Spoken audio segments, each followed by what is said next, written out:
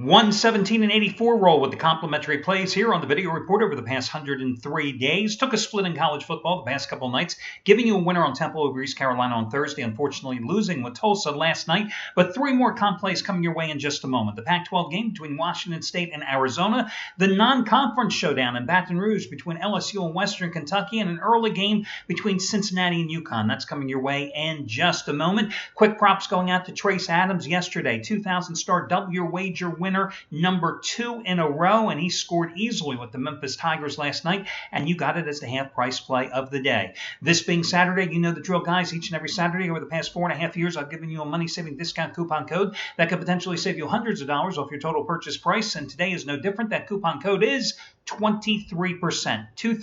23 PERCENT. No space between the number or the word. 23 PERCENT. That'll save you, as it implies, 23% off your total purchase price. Now, it's a mix and match coupon, which means it's good for any combination of handicappers' picks and or packages. I always offer it on Saturdays because about 80-85% of you here watching this video, customers at the site, have long-term packages with at least one handicapper, so you can always count on knowing that you can maximize your savings on Saturdays, whether you want to extend your package, buy a new one, etc. Only stipulation, it's a one-time usage coupon, which means you've got to put everything in your shopping cart at one time. You can't come in and buy Brad Wilton's big play early and 3 hours later return for Anthony Reds. Everything in your shopping cart at one time to maximize your savings, and that coupon code again is 23%, 23 PERCENT. Now, let's talk about the two hottest handicappers here at the site. Number 1, it's Brad Wilton. Guys, he has won 23 of the past 30 days. 23 of the past 30 days. And in that 30-day stretch, $10 bettors have won $24,370. Even better, over the past 107 days, so what's that, a little about 3.5 months, those same $10 bettors have won over 35 grand. I've given you just about every single one of his major wager releases over the past 4 weeks at least half price off, and today is no different as I continue to show you that you don't have to spend big money to make big money in this thing we do and call gambling. Bottom line is today, half price play of the day. He has the second biggest play ever in his career, a career that started here right before winning the Super Bowl in 2013. Second biggest play ever in his career, his second ever college football 200 dime release. Second ever college football 200 dime release. And it's his AAC game of the year. It's Louisville-Boston College. It goes at 12:30 Eastern Time, and you get it for half price by using coupon code 200DIMES, 200DIMES. Now, what's the significance of this 200 dime play? First of all, it's the second one he's ever had in college football. He won his first one about a month ago here on a Saturday. It's just as strong as the 200 dime winner, which you got for half price on Seattle at San Francisco on Thursday night. It's twice as big as those 100 dime winners you got last Sunday on the Vikings, and then Tuesday and Wednesday night on the Mets against the Cubs, okay? The bottom line is he has won 6 straight 200 dime plays and 11 of his last 12 in all sports combined. And today, second one he's ever had in college football. It's the half price play of the day. As he goes for winning day number 24 out of 31, you get it for half price by using coupon code 200DIMES. It's really an amazing run that he has had. You know, a lot of handicappers have gone on long streaks. I mean, it's not the first time here at the site. But I can only remember maybe 2 or 3 times where a handicapper has gone on a sustained 4 or 5 week run where he's consistently knocked off his big plays. I mean, you win 24 out of 30 days and you have so many big plays. It's just been a phenomenal run, and hope it continues today, fingers crossed. Now, the other hot handicapper here of late has been Anthony Red, going for winning day number 9 out of 10 and 19 out of 26. $10 bettors have won over $5,400 the past 9 days combined. Today, biggest play of his career. Third time ever, and he joined this site in 2009. Third time ever, he's had a 150 dime college football release. It's his 215 College Dog Shocker of the Year. You save $70 by using coupon code RED150. That's REDD 150. Now, what has Anthony Red done for you? Well, remember that 100 dime College Dog Shocker of the Year 2 Friday nights ago when he gave you Utah State the 8.5 point home dog in the blowout of Boise State 52-26? it was half price. This play is bigger than his 80-dime dog winner on Temple, outright at East Carolina, a couple of nights ago that you got for half price. It is bigger than last Saturday's 80-dime winner, another dog, Michigan State, outright at Michigan. Bigger than his 100-dime NFL dog winner last Sunday with the Chicago Bears, plus the 3.5 at Detroit. And certainly a hell of a lot bigger than that 40-dime winner you got last night with Memphis and Tulsa going over by 32 points that you got as the 777 triple play. Again, you save $70 by using coupon code RED150. And the only other thing I want to tell you, all the other coupons, etc., are over on the homepage. Remember also Steve Budin's Cali Cartel. 5 for 5 sweep last weekend. You got them all at discounted prices. They've got another 50-dime winner going today.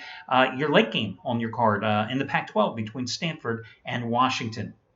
Okay, guys, let's go to Baton Rouge first here for your first complimentary selection. LSU, I think, is in an interesting position here. They don't play Alabama for another 2 weeks, okay? They're going into a bye week, but they're coming off that huge win at home against Florida. Now, they happen to be in an advantageous position because they're playing their fourth straight home game because of the rescheduled game that was moved from South Carolina over to Baton Rouge a couple of Saturdays ago. But you got a Western Kentucky team here that is a 15.5-point underdog that can put points on the board with the best of them. Are they a stout defensive team? Absolutely not.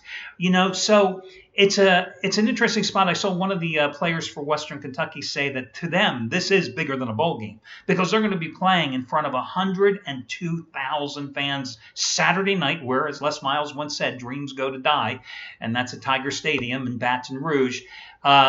I like the fact that the Hilltoppers didn't get caught looking ahead to this game when they took on North Texas last week. They were up 55-14 in the fourth quarter before holding on for the 55-28 win.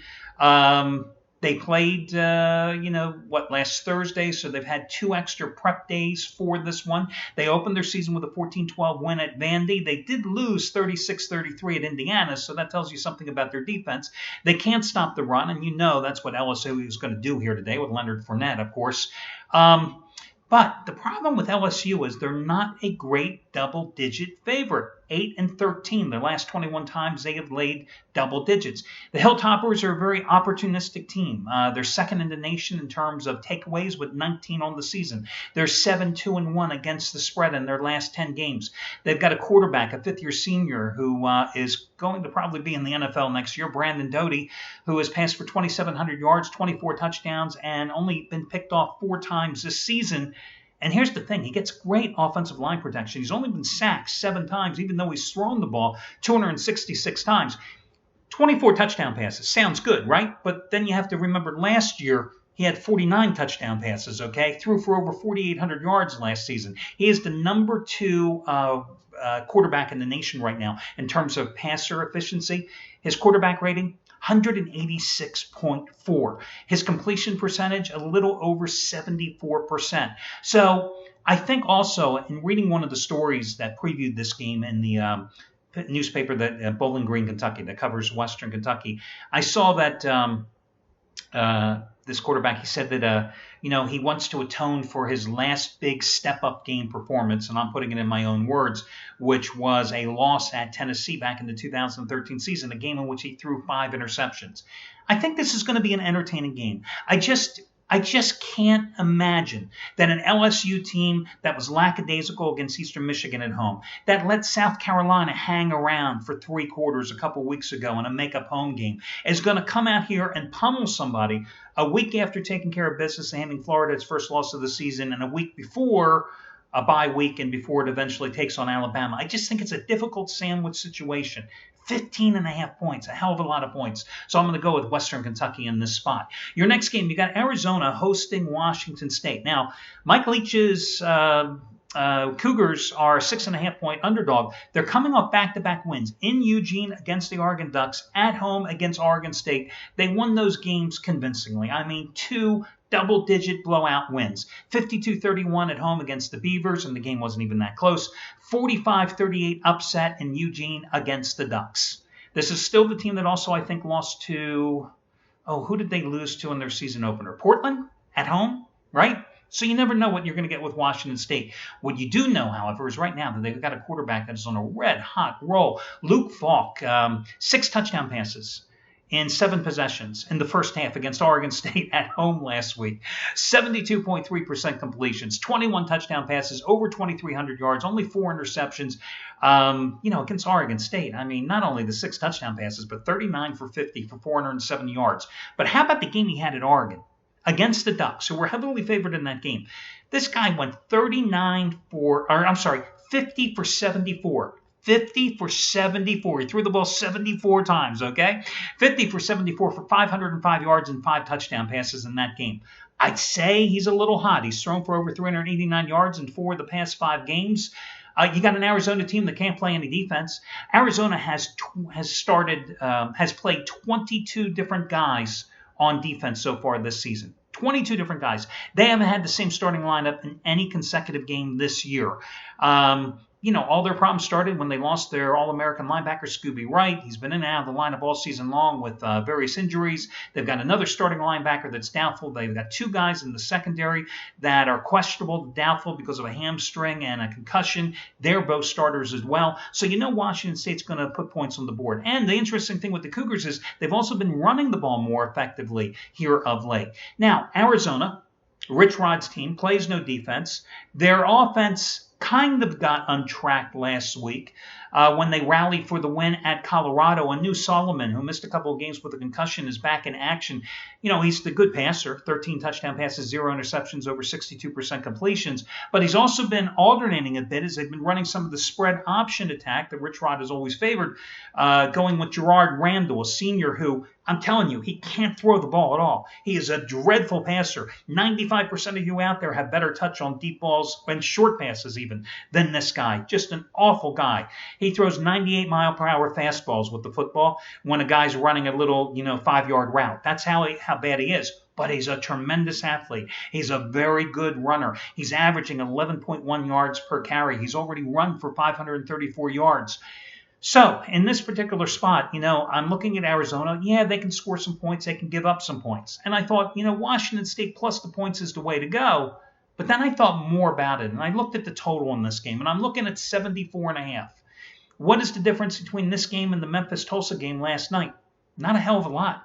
You got a prolific offensive team in Washington State that's on a road, taking on a team at home, Arizona in this case, just like Tulsa last night, that doesn't play any defense but can also put some points on the board. So I think the best way to do this is skip the side play and just go with the total of over 74.5. Now, your early free pick, I'm going to go with Cincinnati at home, minus, 12 points? Just looking here at our scoreboard. Yeah, minus 12 points against Connecticut.